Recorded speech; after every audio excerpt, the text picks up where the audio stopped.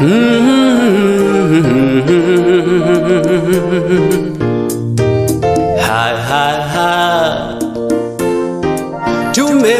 mkono wake Bwana.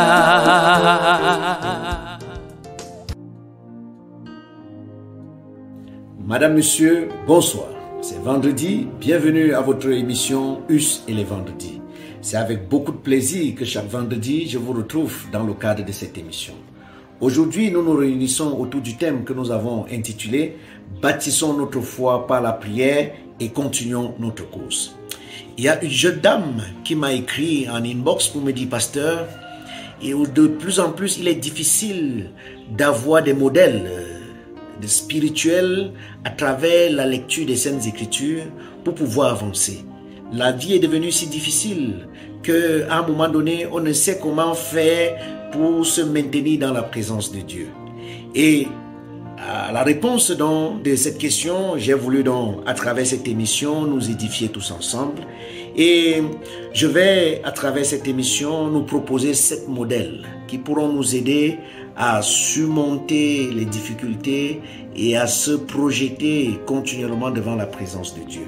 Dans le livre de Romains chapitre 10, le verset 17, il est écrit « Donc, la foi naît du message que l'on entend, et ce message est celui qui s'appuie sur la parole du Christ. » La foi naît de ce qu'on entend, et l'apôtre Paul nous dit que pour que nous puissions progresser, ce n'est pas à travers des philosophies. Aujourd'hui, dans toutes les sociétés et partout dans les réseaux sociaux, on développe beaucoup de philosophies qui parfois sont logiques, mais au plan biblique ne nous aident pas.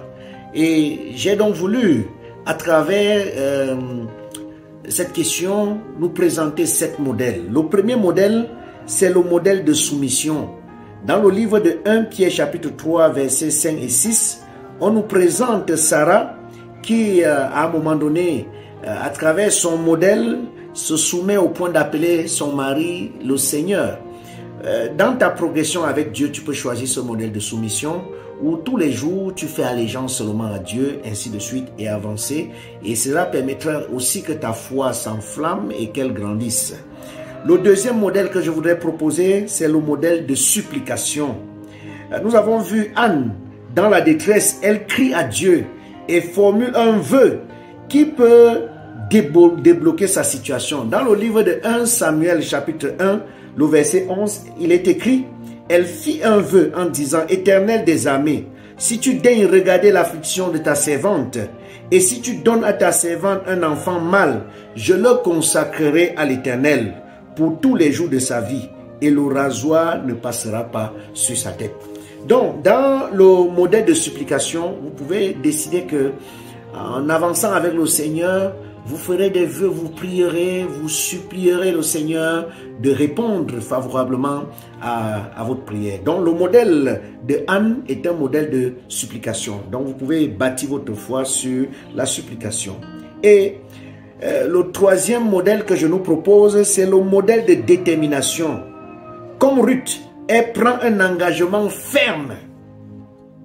Est-ce que dans ta vie, dans ta relation avec Dieu, tu as des engagements fermes envers le Seigneur?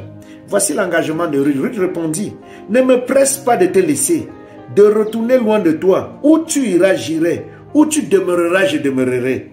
Ton peuple sera mon peuple et ton Dieu sera mon Dieu. » Oh, si dans ta marche, tu pouvais flatter le cœur de Dieu en lui disant que tu n'as point d'autre Dieu que lui. Le modèle de la détermination. Le quatrième modèle que je nous propose, comme Esther, par la prière, le jeûne, elle peut changer les grandes décisions et les grandes difficultés en opportunités. Et d'ailleurs, même les grandes décisions en touchant le cœur des autorités. Ça, c'est le modèle de transformation. Vous pouvez dire que dans votre engagement, dans votre marche avec le Seigneur, vous allez transformer les caractères, transformer votre entourage. Le cinquième modèle que je nous propose, c'est le modèle d'adoration. Comme la femme pécheresse, elle se jette aux pieds de Jésus pour s'humilier, l'honorer et se repentir. L'histoire se trouve dans le livre de Luc chapitre 37 au verset 50. Modèle d'adoration. il faut adorer Dieu. Il faut s'humilier devant le Seigneur. En cherchant sa face, nous aurons gain de cause. Il y a le modèle d'évangélisation. Nous citons comme exemple la femme samaritaine. Elle croit en Christ et proclame l'évangile pour toucher les cœurs. Dans le livre de Jean chapitre 4, le verset 39. Ça, c'est le modèle d'évangélisation. Après être touché par Dieu, quand tu as demandé à Dieu quelque chose, il s'est manifesté dans ta vie, tu peux le propager. Tu peux rendre témoignage auprès des autres. Donc, tu peux choisir comme modèle dans ta vie le modèle d'évangélisation. Et tout ceci aide notre foi à être solide. Le dernier, qui est le 7e, pas le moindre, c'est le modèle de consécration. Comme Marie, elle offre son corps, sa réputation pour manifester le plan parfait de Dieu. Dieu a besoin de toi. Dieu a besoin que tu te consacres à lui. Et en le faisant, tu verras comment est-ce que ta vie sera épanouie. Ces 7 modèles nous aident par la prière à atteindre les objectifs dans nos vies, à faire des choix ou à choisir des axes qui nous permettent de demeurer dans la présence de Dieu. Je vous assure, chers amis auditeurs, il est important pour nous de choisir un type de modèle qui nous aide à développer notre foi et à rester constant dans notre marche avec le Seigneur. Puisse le Seigneur te bénir. Et je vais prier, peut-être tu ne connais pas quel est le modèle intéressant pour grandir, pour croître spirituellement et demeurer dans la présence de Dieu. Seigneur, je voudrais prier pour ton enfant qui veut marcher avec toi, mais parfois ne trouve pas de bonnes références. À travers ces 7 modèles, je prie que tu permettes à ton enfant d'élaborer ses pensées et de se rendre compte qu'il est urgent de demeurer dans ta présence. Bénis son engagement au nom de Jésus. Amen. Mon frère, ma soeur, en réponse à cet auditeur, je suis convaincu que vous aussi, vous serez édifiés. Que le Seigneur nous bénisse et à vendredi prochain. Amen.